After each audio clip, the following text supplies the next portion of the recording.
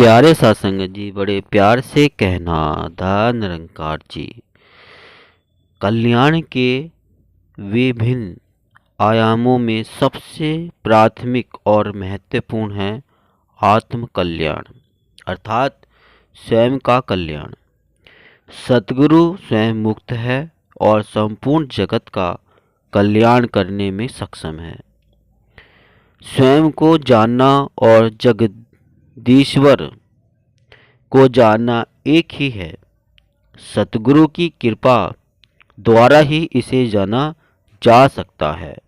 जैसे आईने के सामने आकर ही अपनी स्वयं की छवि को देखा जा सकता है, ऐसे ही सतगुरु की कृपा से परमात्मा को जानकर स्वयं को जानना संभव होता है। स्वयं को जानना ही आत्म कल्याण है। सासंगत आत्म कल्याण के उपरांत ही परिवार का कल्याण, समाज का कल्याण और जगत का कल्याण संभव हो पाता है। संसार में सद्गुरु ही है जो विश्व का कल्याण करते हैं। ब्रह्म ज्ञान का आधार लेकर संपूर्ण मानवता को जोड़ते हैं। जाति, वर्ण, धर्म, संप्रदाय, रंग, नस्ल, देश, प्रांत का भेदभाव सद्गुरु के इस कल्याण अभियान में महत्वहीन हो उठता है।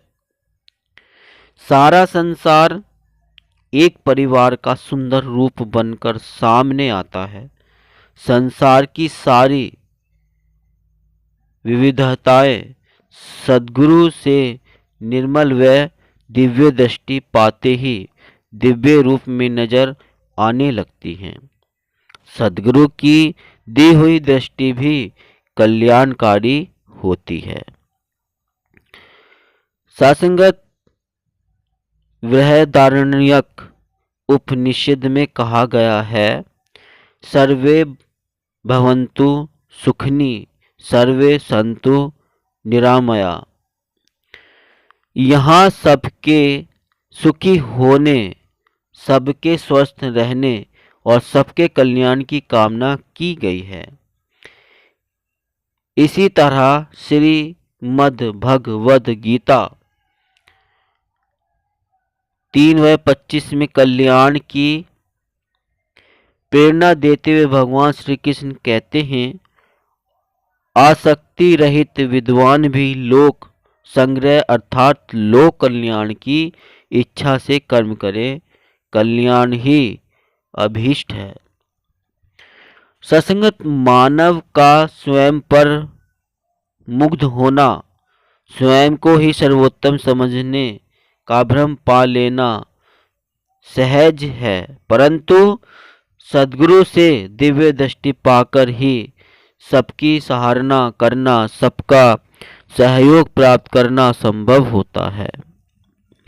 करुणा के सागर सद्गुरु मानव मन में शांति और प्रेम के आधार को इतना व्यापक बना देते हैं कि हर कोई इनकी छत्र छाया में आना स्वीकार कर लेता है।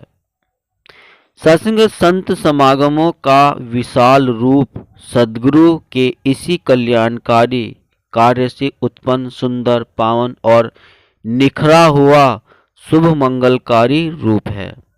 इसी तरह सद्गुरु की कल्याण यात्राएं भी लोक कल्याण की दृष्टि से अत्यंत महत्वपूर्ण है। कल्याण का अर्थ है सबके लिए शुभ और सुखद होना, व्यापक रूप में लोक परलोक का मंगलमय होना। बाबा बूटा सिंह जी से ब्रह्म ज्ञान की दात पाकर बाबा अवतार सिंह जी की दृष्टि ऐसी बदली कि उनके अंदर का ईर्ष्या, द्वेष, छोटा बड़ा और मैं मेरी का भाव उसी पल समाप्त हो गया। शहंशाह जी ब्रह्म ज्ञान की प्राप्ति के बाद सबसे पहले अपने उस रिश्तेदार से क्षमा मांगने जा पहुँचे, जिससे किसी कारणवश कुछ समय पूर्व मतभेद हो गया था। यह भाव परिवर्तन अत्यंत सद्भुत है, कल्याणकारी है। संतों महापुरुषों की यही सोच रही है। सत्संगत परम पिता परमात्मा सब तेरी संतान, भला करो सबका प्रभु, सबका हो कल्याण। जन जन के कल्याण की भावना है कि मैं सुखी हुआ हूँ, प्रभु कृपा करना सारा संसार सुखी हो जाए। मेरे परिवार, मेरे गांव, मेरे मोहल्ले, मेरे प्रांत, राष्ट्र रहित सहित सारे संसार के लोग सुखी हो जाएं। कल्याण के मूल भाव में स्वार्थ स्वाहित पीछे छूट जाता है और परहित पदार्थ ही सबसे बड़ा धर्म बनकर मानवता का मार्गदर्शन करता है, जिसके भीतर परहित सरिस धर्म नहीं भाई का महावाक्य जीवंत हो उठा, वहीं कल्याण पथ पर आगे बढ़ चला। भ्रम, भय, अहंकार, आसक्ति आदि कल्याण के मार्ग की अनंत बाधाएं गुरु कृपा से क्षण भर में समाप्त हो जाती हैं। सद्गुरु की करुणा दया हर तरह से कल्याण करती हैं।